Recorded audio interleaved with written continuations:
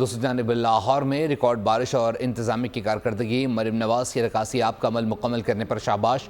وزیر اعلیٰ نے کمشنر، ڈپٹی کمشنر واسطہ حکام اور عملے کی کارکردگی کو بھی سراہا۔ چند گھنٹے میں بارش کے پانی کی نکاسی شاندار کارکردگی سے کی گئی ہے۔ اسی پر مزید جان لیتے ہیں فاطمہ شیرازی سے۔ فاطمہ، اپڈیٹ کیجیے گا۔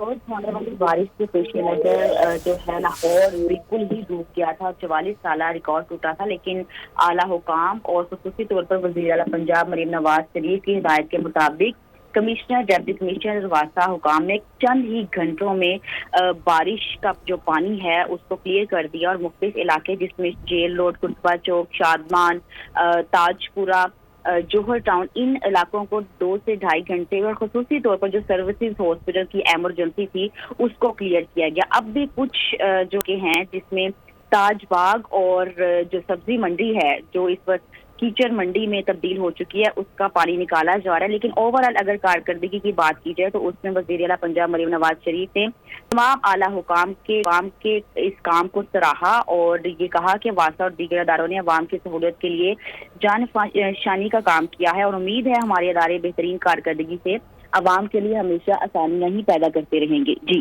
بہت شکریہ فاطمہ شیرازی اپڈیٹ کرنے کے لیے۔ سبسکرائب کریں اور بیل دبائیں تاکہ کوئی خبر رہ نہ جائے۔